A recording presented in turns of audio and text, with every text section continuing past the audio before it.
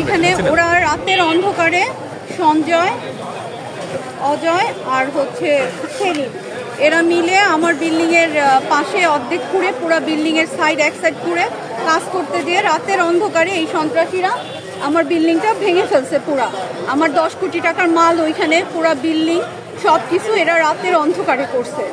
এদেরকে বলা হয়েছে, আমরা বলছি আপনারা সাবধানে কাজ করেন। আমরা রাত 12টায় আসছি, তখনও দেখে গেছি এরা মানে আমাদের জায়গায় বিল্ডিংয়ের নিচ খুঁড়ে নাই। আমরা যখন বাসায় চলে গেছি তখন এরা রাতের অন্ধকারে এই কাজটা করছে। পুরা নিষেধ করছি, আমরা বলে গেছি ভাইয়া আপনারা সাবধানে কাজ করেন যাতে আপনাদের ক্ষতি না হয়, আপনাদেরও কাজ হয়, আমাদের কোনো ক্ষতি না হয়।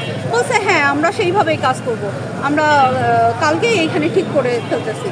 আর এগুলো রাতে করে আমাদের এই বিপদটা আনছে। আমার 10 কোটি টাকার মাল চলে গেল, পুরা বিল্ডিংটা পুরা ভেঙে গেছে। দেখেন আপনারা কি অবস্থা করছে বিল্ডিংটা। 12টার সময় এই কাজ করে নাই তারা করছে রাতের অন্ধকারে এই কাজটা। কয়েকটা সন্ত্রাসী, এরা এই সন্ত্রাসীগুলো রাতের অন্ধকারে আমার বিল্ডিংটা এইভাবে ভাঙলো আর আমারই করলো।